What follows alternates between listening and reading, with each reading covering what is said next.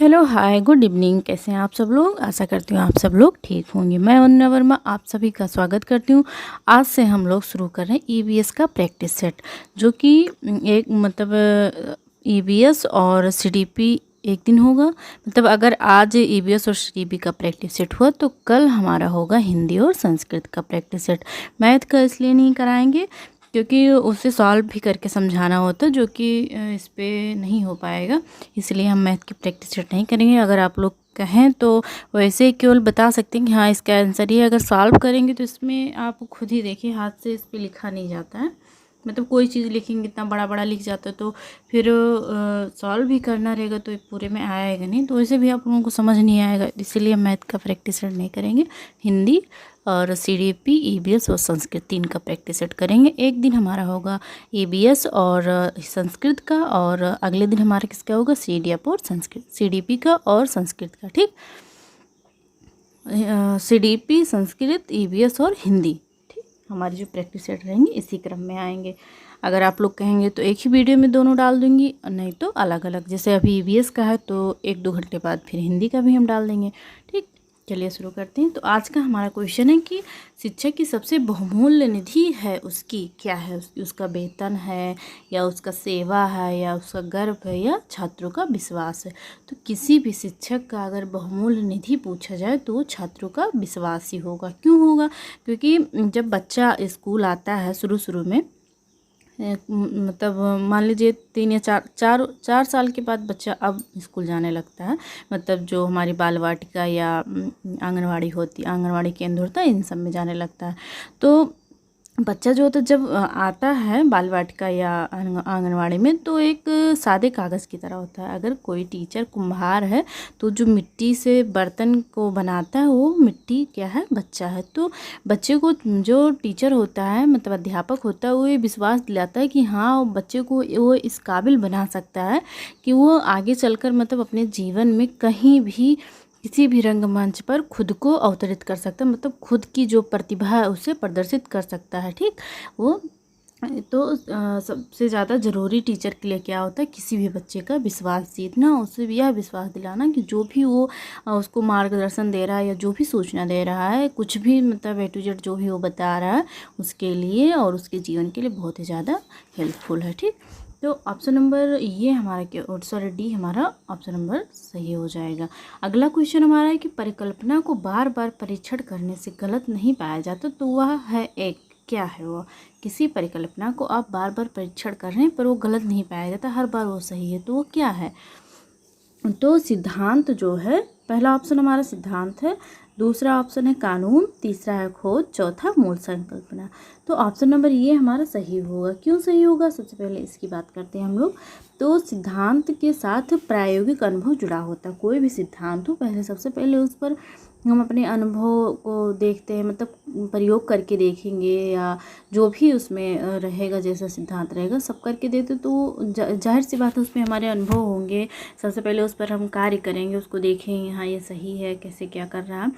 तो जब किसी भी हम जो परिकल्पना होगी तो उसे बार बार परीक्षण या निरीक्षण करने के बाद हम ये पाते हैं कि हाँ जो हमारे सिद्धांत जो परिकल्पना है, या जो भी हमने इसमें अपने अनुभव, मतलब जो भी हमने महसूस किया वो क्या है, सार्वभौमिक सत्य है वो। ठीक, तो वो क्या है, एक सिद्धांत है। क्या है वो, सिद्धांत है। ठीक, तो जो भी हम अनुभव करते हैं या जो प्रयोग के बाद निरीक्षण करते हैं और ये पाते हैं कि सार्वभौमिक सत्य है, तो उसे हम एक सिद्धांत के रूप में ग्रहण कर लेते हैं। तो हमारा जो राइट आंसर होगा ऑप्शन नंबर ये होगा। अगला क्वेश्चन है कि निम्नलिखित में से सबसे उपयुक्त शिक्षण विधि है। विचार गोष्ठी एवं श्रुतलेख, दूसरा ऑप्शन है श्रुतलेख एवं दिया गया कार्य, तीसरा है विचार गोष्ठी एवं कार्य योजना, चौथा है व्याख्यान एवं श्रुतलेख। तो अगर हम लोग विचार गोष्ठी की बात करें तो ये तो सही है, क्योंकि इसमें विचारों का आदान प्रदान होगा, जिससे बालक के जो ज्ञान का भंडार है उसमें वृद्धि होगी, उसका मस्तिष्क का विकास होगा। लेकिन जो श्रुत लेख है, मतलब कोई बोल रहा है उसे हम लिखने, इससे कुछ नहीं होता, केवल हमारा जो हाथ है वही काम कर रहा है, उसमें दिमाग का कोई काम नहीं है। तो ये हमारा पहला ऑप्शन क्या हो जाएगा, गलत हो जाएगा। तीसरा श्रुतलेख आ गया, दूसरा ये भी गलत हो गया। विचार गोष्ठी एवं कार्य योजना, ये हमारा क्या होगा, राइट आंसर होगा। विचार गोष्ठी में क्या होता है कि बच्चे जो होते हैं अपने विचार को दूसरों को बताएंगे, दूसरे विचार को ग्रहण करेंगे, मतलब सूचनाओं का आदान प्रदान करेंगे, जिससे उनके बौद्धिक क्षमता का विकास होगा और उनके ज्ञान के भंडार में भी वृद्धि होगी। और कार्य योजना में क्या होता है, जब कोई कार्य दिया जाता है बच्चे को तो उसके बारे में वो खोजबीन करता है कि हाँ क्या क्या इसके बारे में हम मतलब लिख सकते हैं या क्या क्या जानकारी प्राप्त कर सकते हैं। तो इससे बच्चे में क्या होता है, स्वयं करके सीखने का भी मौका मिलता है। तो ये हमारा जो उपयुक्त शिक्षण विधि है, ऑप्शन नंबर सी हमारा क्या हो जाएगा, राइट आंसर हो जाएगा, विचार गोष्ठी एवं कार्य योजना। आगे बढ़ते हैं हम लोग। निम्नलिखित में से कौन सी ग्रीन हाउस गैस है, नहीं है, इसमें नहीं पूछा गया। हमें एग्जाम में नहीं वाले पर ज़्यादा ध्यान रखना है, क्योंकि हम लोग हड़बड़ी में पढ़ते हैं और नहीं जो होता उसे छोड़ देते हैं, तो इससे हमारे जो क्वेश्चन होते हैं वो गलत हो जाते हैं। तो इसमें नहीं पूछा गया। तो सबसे पहले हम बात करते हैं कि ग्रीन हाउस गैसें कौन कौन सी हैं। तो carbon dioxide, nitrous oxide, methane, जलवाष्प, CFC मतलब क्लोरोफ्लोरोकार्बन और एक कार्बन। तो अगर हम इसकी ट्रिक की बात करें तो ओ मन्नू की मम्मी मन्नू से पूछती है, ओ मन्नू कल कॉलेज जाना है? तो क्या मन्नू क्या जवाब देता है, मम्मा कल कॉलेज नहीं जाना है। क्यों नहीं जाना है भाई? कल जाना है मुझे दोस्तों के साथ क्रिकेट खेलने। पीछे से क्या हुआ, पापा बात सुन लिए, मार पड़ने लगी भाई मन्नू को।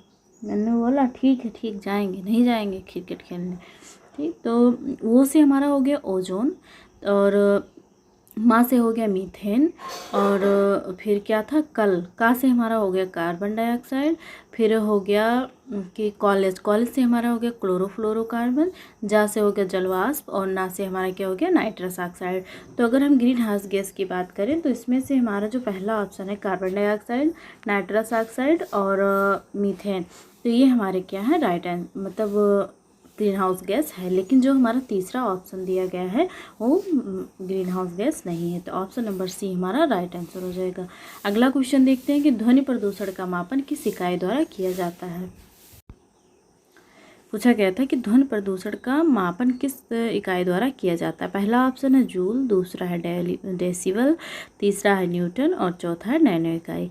तो एक बार क्वेश्चन पूछा गया है कि जो डेसिबल है उसका सिंबल क्या है। तो उसका सिंबल होता है स्मॉल डी कैपिटल V। ये हमारे एग्जाम में पूछा जा चुका है, इसलिए क्या है, महत्वपूर्ण है। आपको याद रखना है कि स्मॉल d होगा और कैपिटल B होगा, डेसिबल का सिंबल है। तो जो ध्वनि प्रदूषक का मापक इकाई है वो क्या है, डेसिबल है। तो ऑप्शन नंबर बी हमारा राइट आंसर हो जाएगा।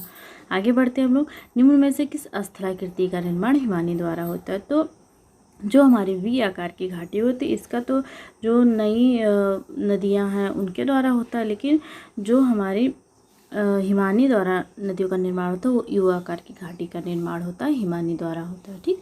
आगे बढ़ते हैं हम लोग। निम्न नदियों में से कौन सी नदी बंगाल की खाड़ी में गिरती है। तो अगर हम ताप्ती की बात करें तो ये अरब सागर में अपना पानी गिराती है, नर्मदा भी अरब सागर में गिराती है और सिंधु नदी भी अपना पानी अरब सागर में गिराती है। लेकिन जो सुवर्ण रेखा नदी है ये बंगाल की खाड़ी में अपना पानी गिराती है। आगे बढ़ते हैं हम लोग।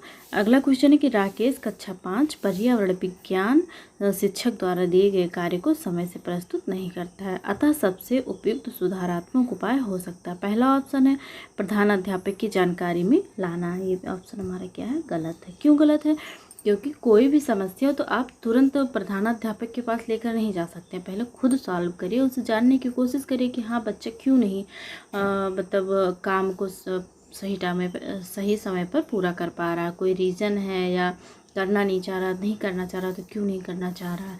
तो सबसे पहले आप उसका जो कारण है ना करने का उसके बारे में पता करेंगे, उसके बाद में उस पर सुधार करेंगे। नहीं हो पा रहा तो उसके परिवार से संपर्क करेंगे, मतलब और जो मतलब दूसरे लोग हैं उनसे क्या करेंगे, सहायता लेंगे कि हाँ बच्चे को ये दिक्कत है और कई बार हम सुधारने की कोशिश किए पर नहीं हो पा रहा है, थोड़ा आप लोग भी बताएं हम कैसे करें।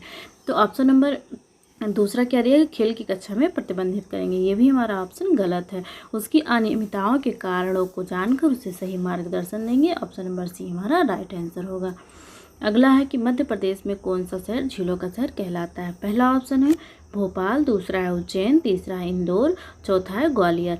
तो भोपाल जो है उसे झीलों का शहर कहा जाता है, मध्य प्रदेश का झीलों का शहर कहा जाता है। किसे? भोपाल का, जो कि मध्य प्रदेश की राजधानी है। और मध्य प्रदेश को भारत का हृदय भी कहा जाता है। क्यों कहा जाता है? क्योंकि यह देश विदेश में अपने पर्यटक स्थल, बुनाई, शिल्पकला और खान पान, इन सब के लिए जाना जाता है, इसीलिए इसे भारत का हृदय भी कहा जाता है। और मैंने जो झील, जितने भी झील हैं भारत में, उन सब की वीडियो, मतलब वो उन सब से जितनी भी झीलें हैं उन सब के लिए मैंने वीडियो बना रखी, जो कि 15 से 20 मिनट की होगी।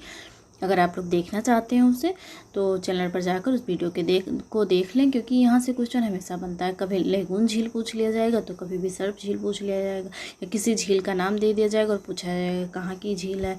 ठीक, तो उसे आप लोग ज़रूर देख लें। और इसका जो हमारा राइट आंसर होगा ऑप्शन नंबर ये होगा। अब ये क्वेश्चन बनता है कि इसे झीलों का शहर कहाँ क्यों जाता है? तो उस भोपाल में 2 झील पाई जाती हैं, लोअर लेक और अपर लेक। तो इससे मतलब वो उन्हीं की सुंदरता के कारण इसे झीलों का शहर कहा जाता है भोपाल को। ठीक, आगे बढ़ते हैं हम लोग। निम्न में से कौन सा सागर यूरोप को अफ्रीका से अलग करता है? तो पहला ऑप्शन हमारा लाल सागर, दूसरा है काला सागर, तीसरा है अरब सागर और चौथा क्या है? भूमध्य सागर। तो अगर हम बात करें कि जो यूरोप को अफ्रीका से अलग करता है, कौन करता है? तो भूमध्य सागर यूरोप को अफ्रीका से अलग करता है। अगला क्वेश्चन है, अंतर्राष्ट्रीय ओजोन दिवस कब मनाया जाता है?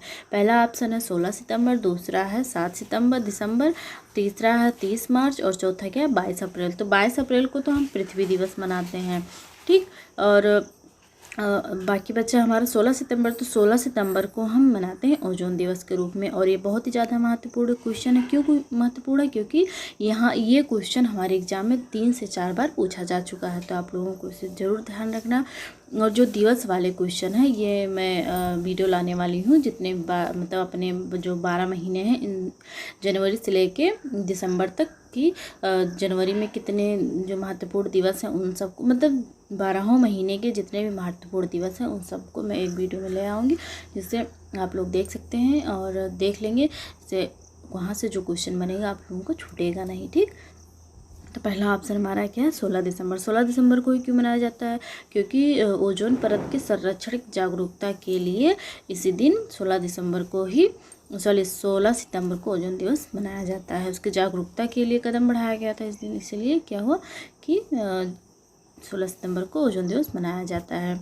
और इससे एक प्रोटोकॉल भी संबंधित है, वो भी पूछा गया कि मॉन्ट्रियल प्रोटोकॉल किससे संबंधित है? तो ओजोन परत से ही संबंधित है। कौन सी प्रोटोकॉल? तो मॉन्ट्रियल प्रोटोकॉल इससे संबंधित है। किससे? ओजोन परत से संबंधित, ओजोन परत के संरक्षण से संबंधित है। अगला क्वेश्चन है कि खास श्रृंखला में शाकाहारी होते हैं। पहला ऑप्शन दिया गया प्राथमिक उत्पादक, दूसरा है प्राथमिक उपभोक्ता, तीसरा द्वितीयक उपभोक्ता और चौथा अपघटनकर्ता। अगर हम खास श्रृंखला की बात करें तो इसे 3 भागों में मतलब बांटा गया है। पहला हो गया उत्पादक, दूसरा उपभोक्ता और तीसरा अपघटनकर्ता। उत्पादक में वो आएंगे जैसे हरे पेड़ पौधे जो कि सूर्य के प्रकाश से अपना भोजन स्वयं बनाते हैं। उपभोक्ता में वो आएंगे जो हरे पेड़ पौधों को खाते हैं, मतलब हरे पेड़ पौधों को खाएंगे, जो हरे पेड़ पौधे को खाते हैं उसे कोई दूसरा खाएगा, उससे मतलब ऐसे चलता रहेगा। जैसे हरे पेड़ पौधों को टिड्डे ने खाया, खरगोश ने खाया, हिरन ने खाया, ये हो गए हमारे शाकाहारी। तो ये प्राथमिक उपभोक्ता में आएंगे। जो जीव शाकाहारी होंगे वो प्राथमिक उपभोक्ता में आएंगे। अब इन शाकाहारी जीवों को जो खाएगा, मतलब जैसे हो गया शेर हो गया या गीदड़, भेड़िया, ये सब हो गए, ये हमारे यहाँ आएंगे किसमें? द्वितीयक उपभोक्ता में। अगर हम तृतीयक उपभोक्ता की बात करें तो उसमें सर्वाहारी वाले आएगा, मनुष्य आएगा। और ये जो हमारे क्वेश्चन इसे इस प्रकार हम नहीं रट सकते कि हाँ इसके बाद ये आएगा। ये हमें ऑप्शन के अकॉर्डिंग, मतलब जिस प्रकार हमारे ऑप्शन दिए रहेंगे उसी के आधार पर हमें सॉल्व करना है। उसे तीसरी पीढ़ी में रखना है, उसे चौथी पीढ़ी में। जैसे अभी दिया गया है कि जो दे दिया गया कि हरे पेड़ पौधे, उसके बाद में टिड्डा ना देकर दे दिया गया हिरन। अब जैसे टिड्डा दिया गया तो टिड्डा को तो मेढक खाएगा, तो मेढक द्वितीय उसमें आ गया, तो द्वितीय में वो भी तो आएगा, जो हिरन को खाएगा शेर, वो भी तो आएगा। तो इसी प्रकार जब हम ऑप्शन देखेंगे उसी हिसाब से हम अपना आंसर मतलब लगाएंगे, क्योंकि जिस प्रकार हमारे ऑप्शन दिए रहेंगे उसी प्रकार लगाना चाहिए। रट के अगर हम लगाएंगे तो हमारे क्वेश्चन क्या होंगे? गलत हो जाएंगे। इसमें पूछा गया, हाँ फिर द्वितीयक उपभोक्ता हो गया। तृतीयक उपभोक्ता में कौन आएगा? सर्वाहारी, जो कि जैसे मनुष्य हैं, जो उच्च लेवल के होते हैं, जो सब कुछ खा जाते हैं, वो होंगे सर्वाहारी में मनुष्य। मान ले लेते हैं हम लोग कुत्ता भी आ जाएगा। क्यों आ जाएगा? क्योंकि वो खाना भी खाता है, मांस भी खाता है। ठीक। अपघटनकर्ता में कौन आता है? तो अपघटनकर्ता में आएंगे जो सड़े गले चीज़ों को सड़े गले जो चीज़ होती है, मतलब पदार्थ होते हैं, उससे ऊर्जा प्राप्त करते हैं, वो हमारे अपघटनकर्ता में आ जाएंगे। जैसे बैक्टीरिया हो गया, कवक हो गया, मृतोपजीवी जो होते हैं वो हो गए। ठीक। तो इस जो हमारा शाकाहारी किस में आ रहा है? प्राथमिक उपभोक्ता में आ रहा है। तो इसका जो हमारा राइट आंसर होगा ऑप्शन नंबर ये होगा। आगे बढ़ते हैं हम लोग। पारिस्थितिक तंत्र के तत्वों के चक्रण को क्या कहते हैं?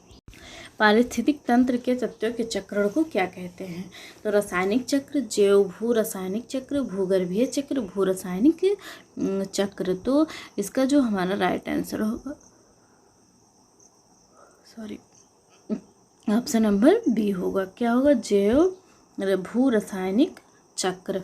तत्वों के चक्रण को क्या कहते हैं? तो जैव भू रासायनिक चक्र कहते हैं। क्यों कहते हैं? प्रकृति में विभिन्न तत्व जो होते हैं वो चक्रीय रूप से एक जीव से दूसरे जीव में स्थानांतरित होते रहते हैं और पुनः प्रकृति में लौट जाते हैं। जैसे कोई पौधा है, वो क्या हुआ कि हम मतलब कोई बीज एक था, उससे पौधा बना, पौधा क्या हुआ, फल फूल दिए, सब खाए पे। फिर एक दिन ऐसा है कि जो पौधा है वो सूख गया। ठीक।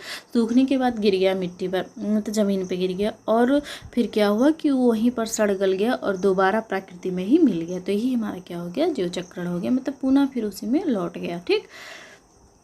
आगे बढ़ते हम लोग। निम्नलिखित ईंधनों में से कौन सा न्यूनतम पर्यावरणीय प्रदूषण उत्पन्न करता है?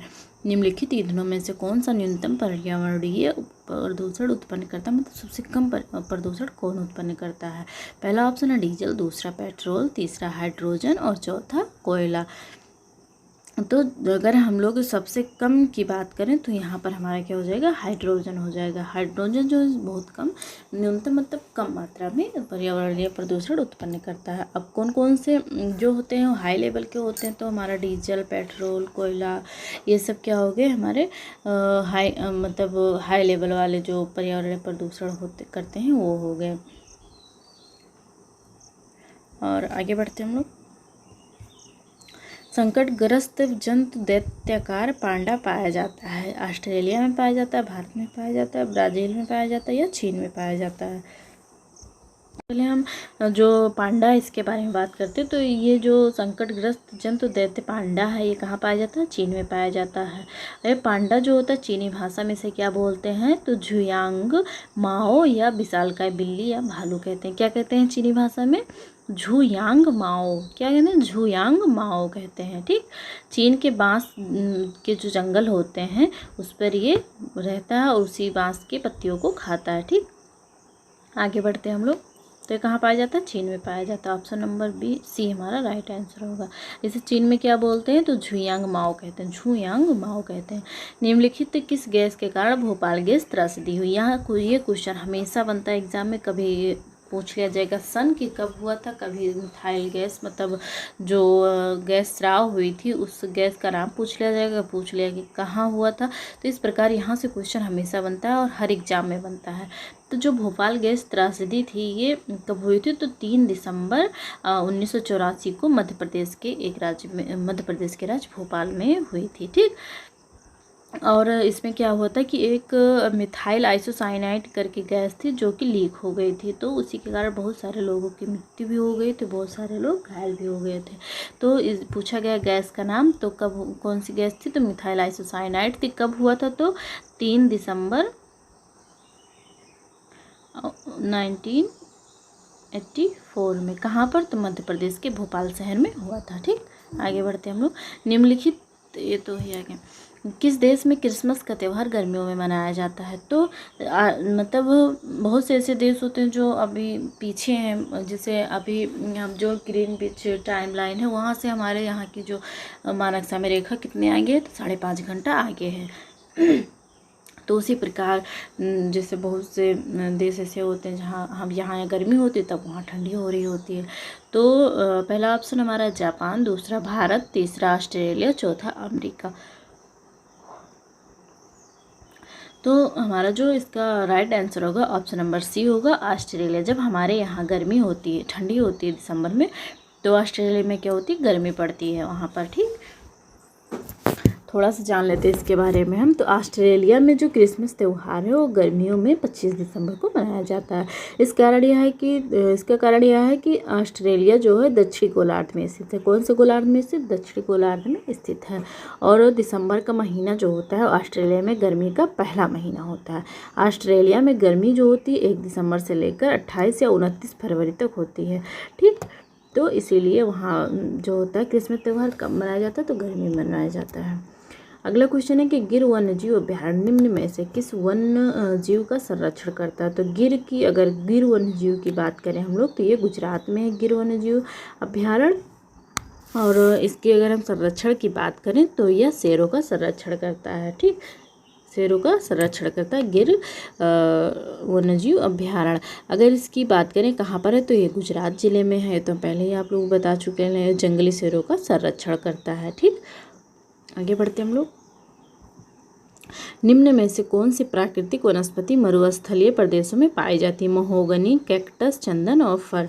तो कैक्टस जो होता है ये मरुस्थलीय उसमें पाया जाता है, जैसे नागफनी बोलते हैं, कटीला पौधा होता है। क्यों उसमें पाया जाता है? क्योंकि इसकी जो पत्तियां होती हैं वो कांटों के रूप में स्थानांतरित हो जाती है, जिससे क्या होता है कि इसमें जो वाष्पोत्सर्जन की क्रिया होती है, मतलब फोटोसिंथेसिस नहीं, फोटोसिंथेसिस तो इनमें होता है। क्यों? क्योंकि ये हरे रंग के होते हैं, पत्तियां नहीं होती, तब भी इनमें फोटोसिंथेसिस होता है। और इनका जो मतलब इनसे जो जल होते हैं, जलवाष्प बन के उड़ जाते हैं। तो जब पौधा जो पत्तियां जो होती हैं वो मतलब कांटे में परिवर्तित हो जाती है, और इनका तना जो होता है मांसल और फूले फूले मोटे मोटे होते हैं। तो इनमें जो पानी जो होता है, वाष्पोत्सर्जन की दर जो होती है बहुत कम होती है, इसीलिए वो यहाँ पर पाए जाते हैं। इन्हें पानी की भी आवश्यकता बहुत कम होती है, और इनकी जड़ें बहुत नीचे तक जाती हैं जब तक इनको पानी ना मिल जाए। ठीक, तो ये हमारे कैक्टस के बारे में कुछ जानकारी थी। आगे बढ़ते हैं। ग्रीन मफलर किससे संबंधित है? तो ग्रीन मफलर जो है ये किससे संबंधित है? तो ये पहला ऑप्शन है मृदा प्रदूषण से, दूसरा वायु प्रदूषण से, तीसरा ध्वनि प्रदूषण से, और चौथा जल प्रदूषण। तो जो ग्रीन मफलर है ये ध्वनि प्रदूषण से संबंधित है। ऑप्शन नंबर सी हमारा राइट आंसर होगा। ठीक, आगे बढ़ते हैं हम लोग।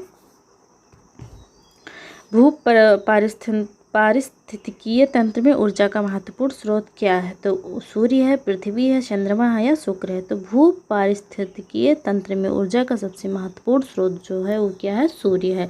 कौन सा है? सूर्य है। क्यों है? क्योंकि अगर देखा जाए पृथ्वी पर सबसे बड़ा ऊर्जा का स्रोत तो सूर्य ही माना जाता है। ठीक, आगे बढ़ते हैं हम लोग।